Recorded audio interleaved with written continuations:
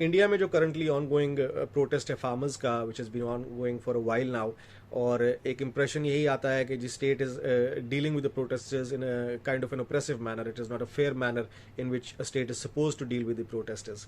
और जो उसका कल के दिन में ख़ास तौर पे जब कुछ इंटरनेशनल फेम वाली सेलिब्रिटीज़ ने उस मामले की तरफ ध्यान दिलाना चाहा, तो जो रिएक्शन इंडियन कम्युनिटी की तरफ से आया, not the entire Indian community, there are still some reasonable and sane sound voices among that crowd, but जो एक लाउडर साउंड आई वो एक अजीब से अनरीजनेबल से रिएक्शन की थी, जिसमें एक सिंगर हैं, इंटरनेशनल अमेरिकन सिंगर हैं, जिन्होंने सिर्फ सिंपल ट्वीट, कोई ओपिनियन नहीं दिया, ये नहीं कहा कि बड़ा ओप्रेसिव रिजीम है, बड़ा गलत. All she said was that why are we not talking about this, pointing towards the farmers protest in India. और उस पर जिस किस्म का एक्सट्रीम रिएक्शन आया उनकी सेलिब्रिटीज़ की तरफ से, उनके स्टेट ट्रोल्स की तरफ से, उनके कई मीडिया इन्फ्लुएंसर्स की तरफ से, दैट वाज सो अनरीजनेबल. और उसको देख के वो ये एहसास हुआ कि मोदी जो गवर्नमेंट जब आई थी, तो कुछ लोगों का ये कहना था कि what India's enemies have not been able to do in decades, Modi might be able to do in years. And what that meant was कि जो अगर इंडिया का कोई दुश्मन है, तो वो इंडिया को अगर नुकसान पहुंचाना चाहता है तो शायद वो इतना नुकसान ना पहुंचा सके जितना मोदी में पोटेंशियल है कि वो अपने मुल्क को नुकसान करे. और that is exactly what he has done. India को मोदी कुछ ही सालों में डेकेड्स पीछे ले गए हैं in terms of progression, in terms of being a liberal democracy, in terms of intellectual growth. और वहाँ पे जो sound Sen reasonable rational voices हैं वो सप्रेस हो गई हैं, ख़त्म हो गई हैं. दे आर सो वीक कि अब उनकी आवाज़ आती भी नहीं है. और लाउडर वॉइसेस जो हैं वो इंसानिटी की हैं और एक्सट्रीमिज्म की हैं. पाकिस्तान के अंदर भी, not that we don't have issues, हमारे यहाँ भी इशूज़ हैं, लेकिन इंडिया ने तो पूरा का पूरा मुल्क उठा के एक एक्सट्रीमिस्ट को दे दिया, एक टेररिस्ट को दे दिया. And he is doing exactly what he was suppose to do.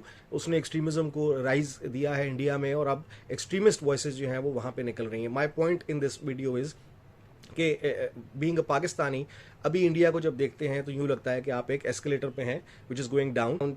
Escalator का एंड है उस पर you are seeing India in a ditch, in a gutter. as far as freedom of expression is concerned, as far as reasonability and sane being your voices, sane voices being raised are concerned, and as far as having the independence and freedom to voice your opinion, regardless of how opposing it is to the state's opinion or to the popular opinion, वो ability की जहाँ पे सवाल है वहाँ पे आप अभी उस escalator पे कुछ पीछे हैं, लेकिन unfortunately जा उधर ही रहे हैं. यहाँ पे भी हालात वही हैं, सिर्फ फ़र्क ये है कि गधे यहाँ पे भी हैं, उधर ज़रा तादाद में ज़्यादा हो गए हैं, और उधर स्टेट स्पॉन्सर्ड हैं explicitly.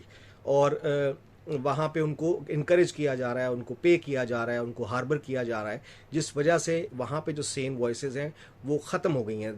They not speaking any more. वहाँ पे सिर्फ absolute obnoxious comments and opinions जो हैं वही पॉपुलर हैं, उन्हीं पे वाह हो रही है और आरएसएस कर रही है.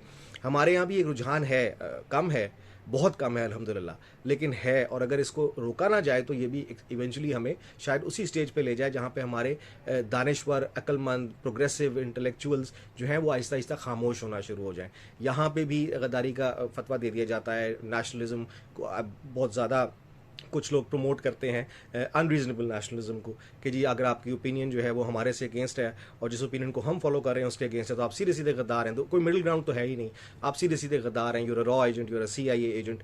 तो उसमें what we can do is कि अगर ऐसा करना ही है तो let's propose to the government that they form a body, an actual body which certifies the fact that you're an agent और the fact that you're a patriot. और वो सर्टिफिकेट जिसके पास हो तो फिर उस पर आप इल्ज़ाम लगाएं. That certificate should have evidence. If you are alleging that someone is a रॉ एजेंट, तो आप उसके साथ एविडेंस दें कि जी ये बैंक अकाउंट्स हैं, इनमें वहाँ से पैसे आते हैं, ये इनकी कम्युनिकेशन है, दिस इज हिज ऑफिसर जिससे वो डीलिंग करता है, और ये वो सारे एविडेंस अगर आपके पास हैं आप वो दें और फिर इल्ज़ाम लगाएं. नहीं है तो फिर take dissent as dissent, let them speak, hear them out, debate with them, engage with them and prove your point कि नहीं जो हम कह रहे हैं वो सही है, जो आप कह रहे हैं वो गलत है. Let's have public debates. But the point being in this video is कि let's stop doing what India is doing on a larger, much larger scale. Let's discourage our people from adopting the same behavior towards voices of dissent in our country. तो miserable condition in India right now. उनका Twitter, उनका social media आप देख लें, specially कल से idiotic voices being hailed and being applauded, and no voices of reason anymore. Very few voices of reason, if any. और शुरू में जब मोदी आया था तो there were people who were dissenting, opposing him and criticizing him openly. Slowly and gradually they disappeared. Let's not let that happen to Pakistan.